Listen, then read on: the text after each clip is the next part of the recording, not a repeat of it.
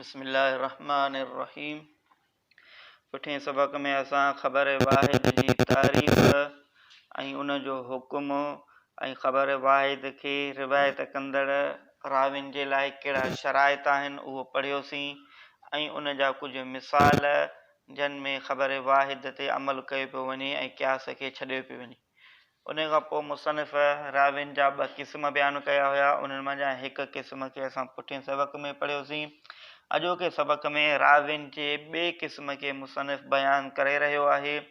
उन खां पोइ उन जो हुकुम बयानु कंदो ऐं कुझु मिसाल बयानु कंदो ऐं उसूल ऐं ज़ाब्तो बयानु कंदो।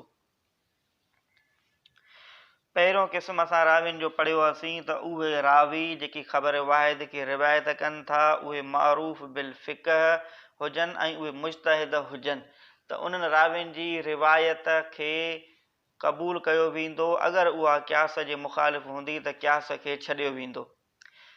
अॼोके सबक़ में राविन जो ॿियो क़िस्म आहे। ॿिए क़िस्म में उहे रावी जेके मारूफ़ बिल हिफ़्ज़ हुजनि, यानी उन्हनि जो हाफ़िज़ो कवी हुजे, उहे इन ॻाल्हि में मारूफ़ हुजनि ऐं उहे आदिल बि हुजनि, लेकिन उहे मुज्तहिद ऐं फ़क़ीह न हुजनि, यानी उन्हनि जो इज्तिहाद ऐं उन्हनि जी फ़िक़ह एतिरी मशहूर न हुजे, उहे फ़तवा न ॾींदा हुजनि। मिसाल जीअं हज़रत अबू हुरैरा, हज़रत अनस बिन मालिक वग़ैरह वग़ैरह सहाबा। मुसनिफ़ फरमाए थो त अगरि अहिड़ा सहाबा जेकी जंहिंजो हिफ़्ज़ त सही आहे, उहे उनजो हाफ़िज़ो बिल्कुलु मज़बूत आहे ऐं उहे आदिल बि आहिनि, लेकिन मुज्तहिद ऐं फ़क़ीह न आहिनि, त अगरि उहे का अहिड़ी रिवायत कनि था जेका रिवायत ख़बर वाहिद आहे ऐं क़यास जे मुख़ालिफ़ आहे, त असां क़यास ते अमल कंदासीं। अहिड़नि राविन जी ख़बर वाहिद ते अमल करणु छॾे ॾींदासीं। छाजे करे? उहो उन जे करे मुसनिफ़ फरमाए थो त इन जॻह ते ख़बर वाहिद ते अमल करण में ज़्यादा शुबह आहिनि ऐं क़यास ते अमल करण में सिर्फ़ु हिकु ई शुबह आहे। ख़बर वाहिद ते ज़्यादा शुबह इन तरह आहिनि त थी सघे इहा रिवायत मुतसिल हुजे, थी सघे इहा रिवायत मुतसिल न हुजे, या थी सघे थो त रावी रिवायत बिल माना कई हुजे, छो त उहो फ़क़ीह ऐं मुज्तहिद न आहे, उनखे मसइलनि जो एतिरो इस्तंबात न आहे, ऐं थी सघे थो इहा रिवायत न हुजे, छो त ख़बर वाहिद बि आहे।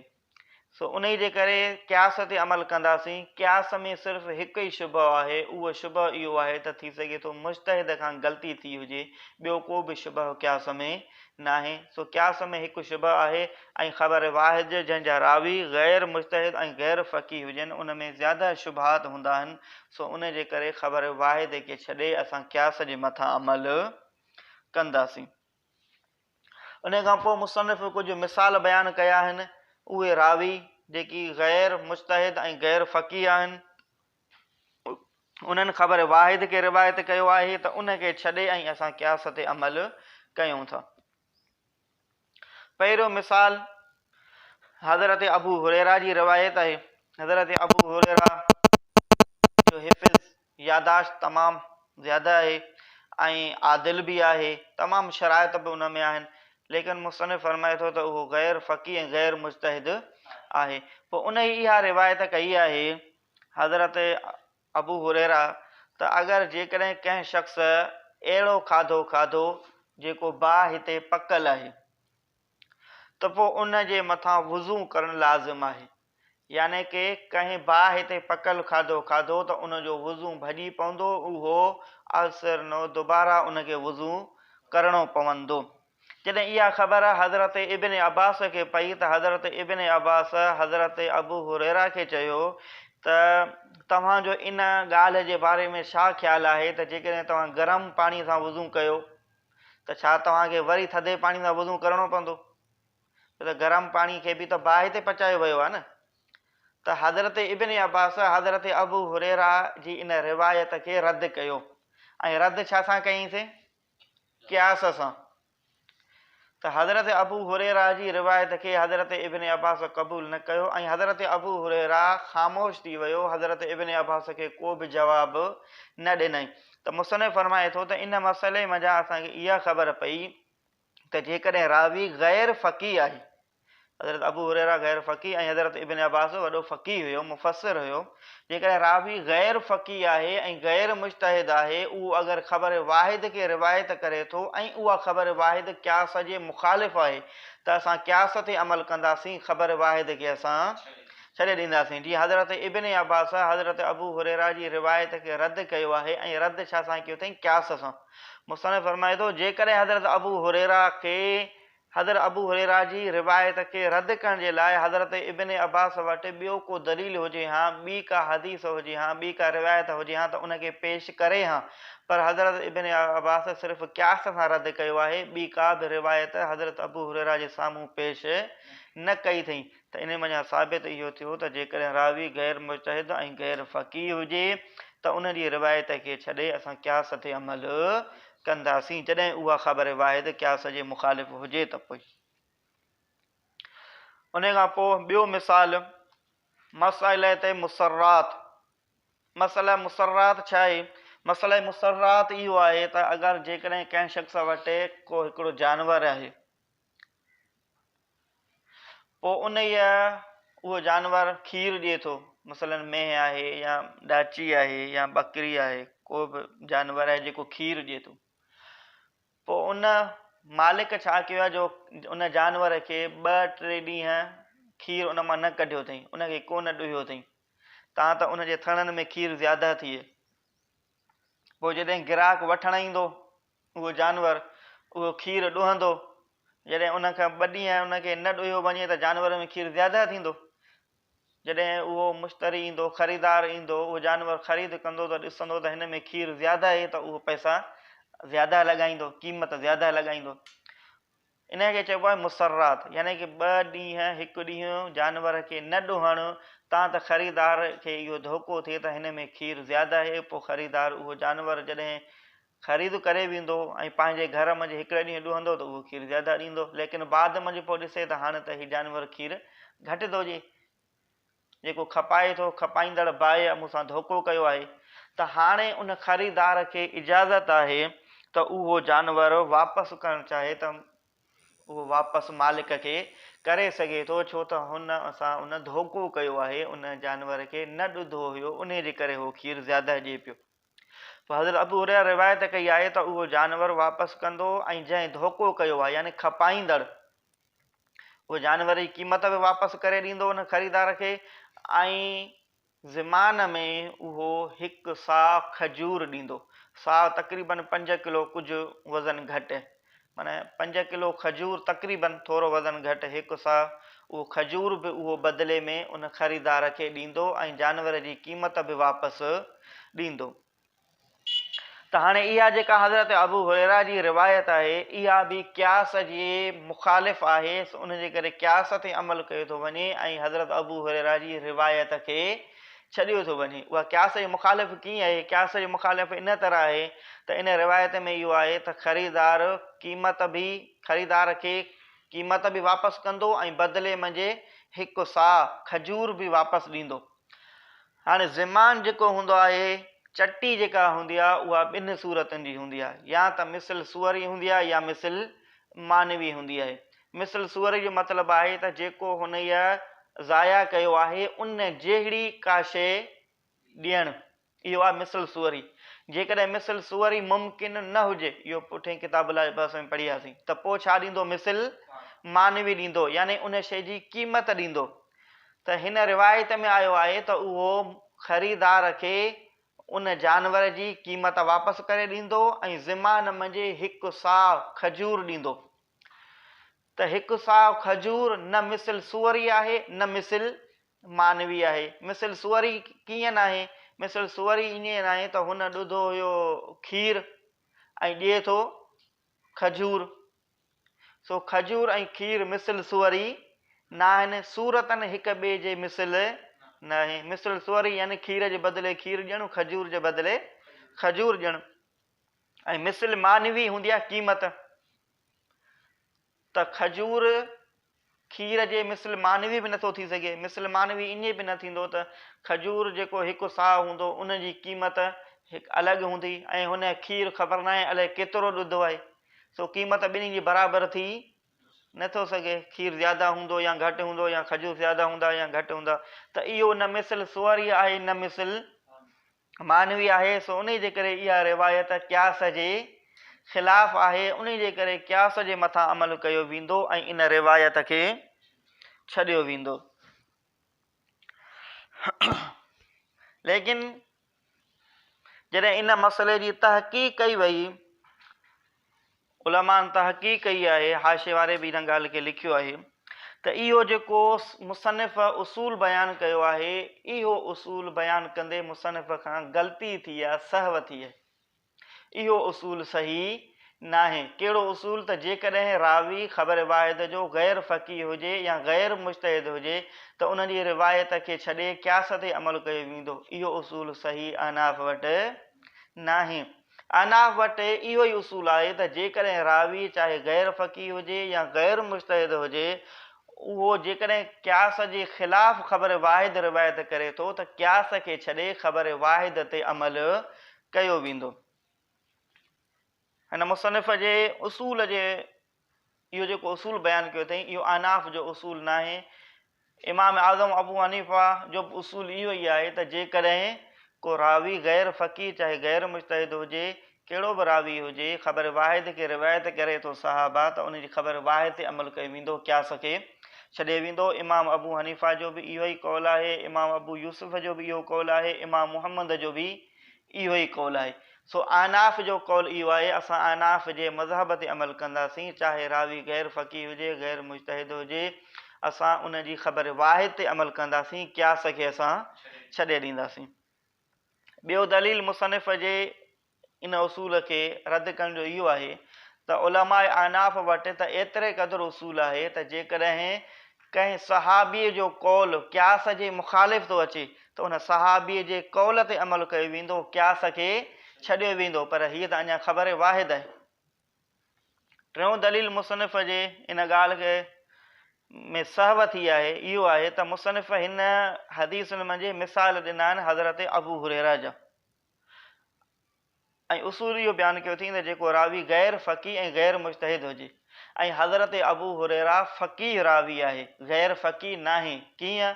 त हज़रत अबू हुरैरा केतिरा एतिरा मसइला आहिनि जिन में हुन सहाबनि जी मुख़ालिफ़त कई आहे मसइलनि मंझि, ऐं पाण उहे मसइलनि जी फ़तवा ॾिनी अथनि, उन ते अॼु ख़ुदि अमल कयो अथनि। यानी कि इन्हनि मंझां साबित थियो त हज़रत अबू हुरैरा हिकु फ़क़ीह रावी आहे, ग़ैर फ़क़ीह नाहे। सो उन जे करे उलमा उन्हनि आइमा अहनाफ़, हज़रत इमाम अबू हनीफ़ा, हज़रत इमाम अबू यूसुफ़, हज़रत इमाम मुहम्मद ऐं तमामु अहनाफ़ जे इमामनि वटि इहो ई उसूल आहे त जेकॾहिं को रावी ख़बर वाहिद खे रिवायत करे थो सहाबा, त असां उन रावीअ जी ख़बर वाहिद ते अमल कंदासीं, असां क़यास ते अमल न कंदासीं। त पोइ हाणे कंहिंजे बि ज़हन में इहो सुवाल पैदा थी सघे थो, जेकॾहिं अहनाफ़ वटि इहो ई उसूल आहे त असां ख़बर वाहिद ते अमल कंदासीं, क़यास ते अमल न कंदासीं, त मुसनिफ़ जेकी मिसाल बयानु कया आहिनि इन में त असां ख़बर वाहिद ते अमल नथा कयूं, क़यास ते अमल कयूं था। छो त असां वटि बि इहा ई फ़तवा आहे न त अगरि जेकॾहिं कंहिं शख़्स बाहि ते पकल खाधो त पोइ उनजो वुज़ू नथो टुटे, ऐं इहो ज़िमान बि असां आइद नथा कयूं हिकु साह खजूर जो। जेकॾहिं अहनाफ़ वटि इहो उसूल आहे त पोइ हिननि ख़बर वाहिद ते अमल करणु घुरिजे, छो नथा अमल कनि? इन जो जवाबु इहो आहे, पहिरीं ॻाल्हि इहा आहे त बाहि ते जेका पचण वारी, बाहि ते पकल खाधे खाइण खां वुज़ू टुटण वारी जेका ॻाल्हि आहे, हज़रत अबू हुरैरा रिवायत कई आहे, असां इन ते अमल नथा कयूं, उहो क़यास जे मुख़ालिफ़ हुजण जे करे असां उन ते अमल नथा कयूं। अमल न करण जो वजह क़यास जी मुख़ालिफ़त न आहे, पर अमल न करण जो वजह इहो आहे त इहा रिवायत मनसूख़ आहे, उन जे करे असां इन ते अमल नथा कयूं। इन वजह जे करे न त उहा क़यास जे मुख़ालिफ़ आहे। अगरि मनसूख़ न हुजे हा ऐं क़यास जे मुख़ालिफ़ हुजे हा त असां इन रिवायत ते अमल कयूं हा, क़यास खे असां छॾे ॾियूं हा, पर मनसूख़ हुजण जे करे असां इन ते अमल नथा कयूं। ॿी जेका रिवायत आहे मुसरात वारे मसइले जी, उन में असां हिकु साह खजूर जेको आहे उहो चटी जे तौर ते लाज़िम नथा कयूं, इन जो वजह बि क़यास जी मुख़ालिफ़त जे करे नाहे। पर इन जो वजह इहो आहे त असां हिकु साहु खजूर उन जे करे असां लाज़िम नथा कयूं, छो त हीअ रिवायत ख़बर वाहिद आहे ऐं इहा ख़बर मशहूर ऐं किताबुल्लाह जे मुखालिफ़ आहे। सो ख़बर मशहूर ऐं किताबुल्लाह ते अमल करण जे करे असां हिकु साहु खजूर लाज़िम नथा कयूं, बाक़ी इन जे करे न त इहा रिवायत क़यास जे मुखालिफ़ आहे। यानी कि असां ख़बर मशहूर ऐं किताबुल्लाह ते अमल करण जे करे हिन ख़बर वाहिद खे असां छॾे ॾिनो आहे, ऐं जॾहिं ख़बर वाहिद ख़बर मशहूर या किताबुल्लाह जे मुखालिफ़ हुजे त अमल ख़बर मशहूर ऐं किताबुल्लाह ते कयो वेंदो आहे, ख़बर वाहिद खे छॾे ॾिबो आहे। सो उन जे करे असां हिन खे छॾे ॾियूं था। ॿियो वरी इहो मुसराद वारी रिवायत ते अमल न करण जो वजह इहो बि आहे त हीअ जेका हदीस आहे हज़रत अबू हुरैरा खां, इहा हदीस मुस्तरिब आहे। हदीस मुस्तरिब चइबो आहे त रावी अहिड़ी रिवायत करे जंहिंजे अल्फाज़नि में फ़र्क़ु हुजे, या ॿियो रावी वरी उहा ई रिवायत करे पर मुख़्तलिफ़ अल्फाज़नि सां करे। सो हज़रत अबू हुरैरा जी रिवायत में हिकु साह जो ज़िक्र आहे, ॿिनि रिवायतुनि में ॿिनि साहनि जो ज़िक्र आहे, यानी वज़न में इख़्तिलाफ़ आहे। सो उन जे करे इहा हदीस मुस्तरिब थी वेंदी, ऐं मुस्तरिब हदीस क़ाबिल हुजत नाहे हूंदी, उन जे करे असां इन ते अमल न कंदा आहियूं, इन वजह जे करे, न त को उहा क़यास जे मुखालिफ़ आहे। बाक़ी मुसनिफ़ जेको इहो उसूल बयानु कयो आहे, हिकु तहक़ीक़ जे मुताबिक़ इहो आहे त इहो हज़रत इमाम मुहम्मद जो कौल आहे। हज़रत इमाम मुहम्मद जो हिकिड़ो शागिर्द हुयो, हज़रत ईसा बिन अबान, हज़रत मुहम्मद खां उन इहो उसूल ज़िक्र कयो आहे जेको मुसनिफ़ बयानु कयो आहे। पोइ हज़रत इब्न अबान खां वरी पोइ काज़ी इमाम अबू ज़ैद ऐं ॿियनि वरी मुताख़िर कुझु इमामनि इन ॻाल्हि खे ज़िक्र कयो आहे, पर जॾहिं इन ॻाल्हि जी बि तहक़ीक़ कई वई आहे त इन जी निस्बत हज़रत इमाम मुहम्मद जे तरफ़ करण बि दुरुस्त न आहे, तहक़ीक़ करण खां बाद में। ठीकु आहे, सम्झ में ॻाल्हि आई। सो इहो चई सघिजे थो त हिते मुसनिफ़ खां इहा सहव थी वई आहे। उन खां बाद में पोइ मुसनिफ़ वरी ज़िक्र कयो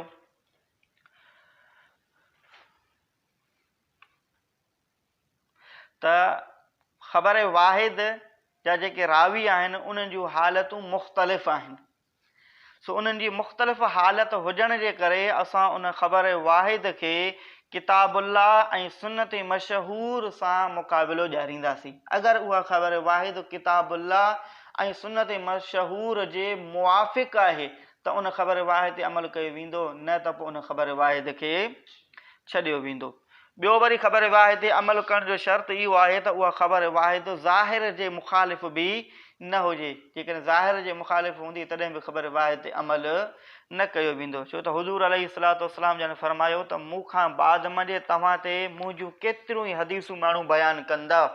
सो उन्हनि हदीसुनि खे तव्हां किताबुल्लाह सां मुक़ाबिलो ॾियारिजो। अगरि उहे रिवायतूं किताबुल्लाह जे मुआफ़िक़ हुजनि त उन्हनि खे क़बूल कजो, ऐं जेकॾहिं उहे किताबुल्लाह जे मुखालिफ़ हुजनि त पोइ उन्हनि खे छॾे ॾिजो। उन खां बाद में वरी मुसनिफ़ फरमायो त रावियुनि जूं हालतूं मुख़्तलिफ़ हूंदियूं आहिनि। सो उन जे करे उन्हनि ते अमल करण जा शराइत आहिनि। त हज़रत अली रज़ी अल्लाह ताला अन्हु बि फरमायो आहे त रावियुनि जूं 3 हालतूं आहिनि।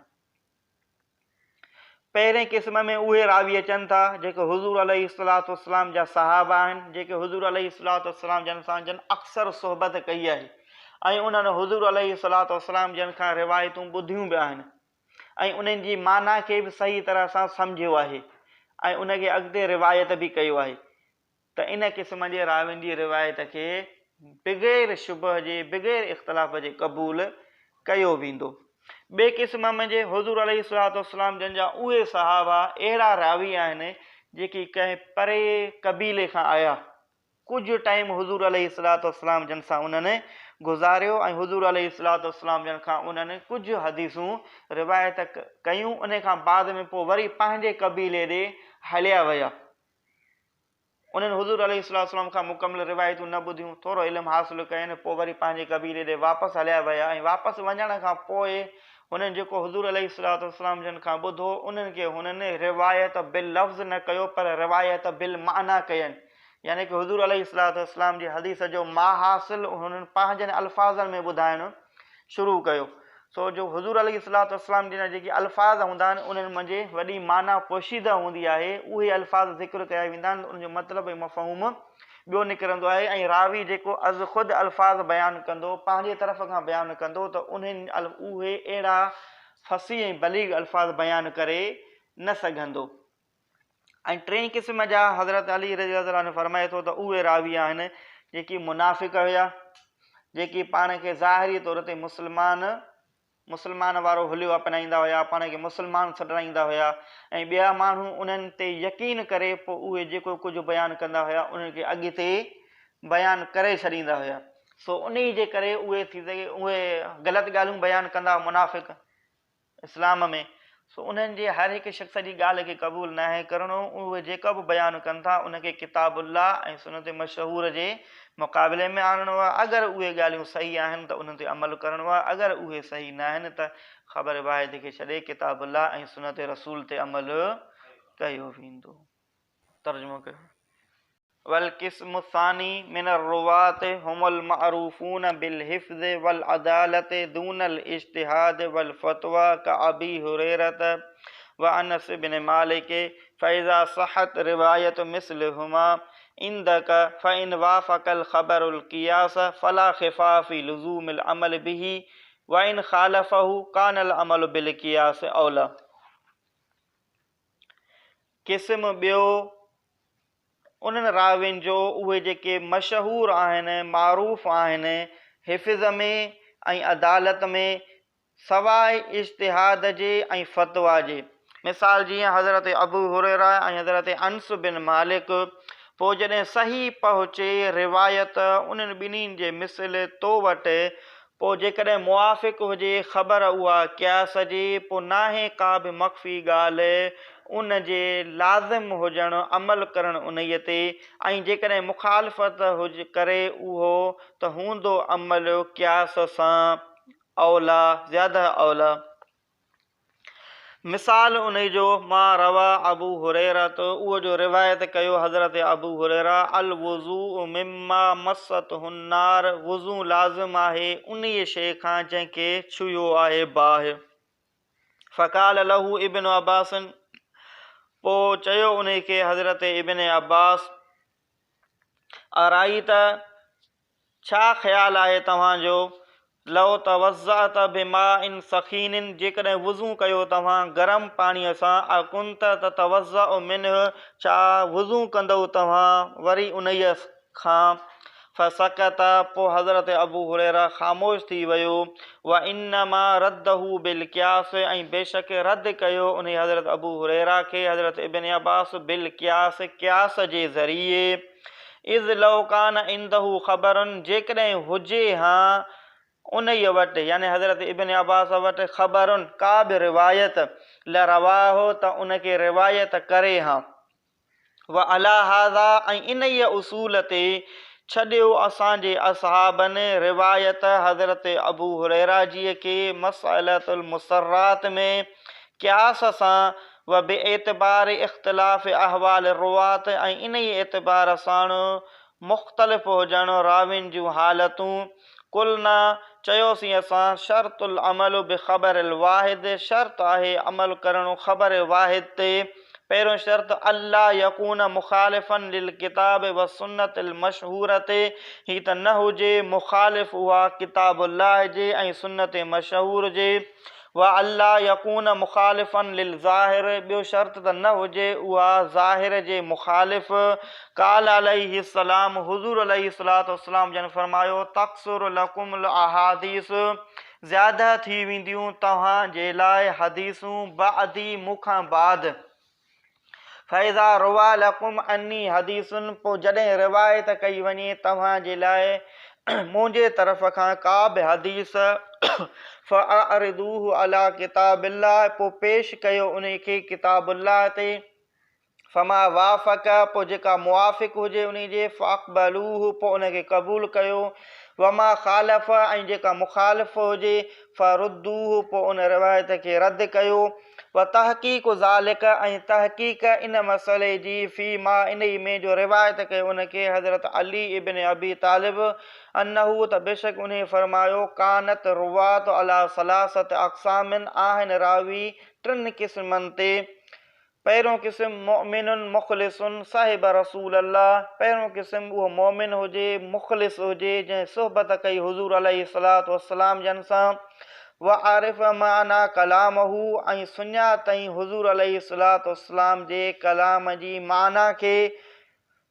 व एराबी ॿियो क़िस्म अहिड़ो एराबी जेको आयो कंहिं कबीले खां फ़समिअ बअज़ मा समिअ पोइ ॿुधाई बाज़ उहो जो ॿुधाई वलम यअरिफ़ ऐं न सुञातो उनजी हक़ीक़त हुज़ूर अलैहिस्सलातु वस्सलाम जे कलाम जी। फ़रजा इला क़बीलतन पोइ मोटी वियो इला क़बीलतन पोइ मोटी वियो उहो पंहिंजे कबीले जे तरफ़। फ़रवा बिग़ैर लफ़्ज़ रसूलिल्लाह सल्लल्लाहु अलैहि वसल्लम पोइ रिवायत कयो उनजी बिग़ैर हुज़ूर अलैहिस्सलातु वस्सलाम जे अल्फाज़नि जे। फ़तग़य्यर माना पोइ फेराए छॾियो उनजी माना खे। वहुव यज़ुन्नु ऐं उहो इहो गुमान थो करे त अनल माना ला यतफ़ावत त बेशक माना नथी फिरे।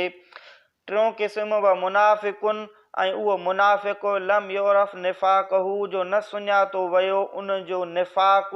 फ़रवा पोइ उन रिवायत कयो मा लम यस्मा जेको उन ॿुधो ई न हुयो। व इफ़्तरा ऐं उन पंहिंजे तरफ़ खां कूड़ ठाहियो। फ़समिअ मिन्हु उनासुन पोइ ॿुधो उनजे खां कुझु माण्हुनि। फ़ज़ुन्नूहु मुमिनन पोइ गुमान कयूं उन शख़्स खे मोमिन मुख़लिस। फ़रवो पोइ उन्हनि रिवायत कयो इहो व इश्तहर बैन नास पोइ मशहूरु थी वई उहा रिवायत मुनाफ़िक़ जी माण्हुनि जे दरमियान। फ़लिहाज़ल माना पोइ इन ई माना जे करे वजब अर्दुल ख़बर अला किताब पोइ वाजिब आहे पेश करणु ख़बर जो किताब अल्लाह ते व सुन्नत मशहूर ते ऐं सुन्नत मशहूर ते।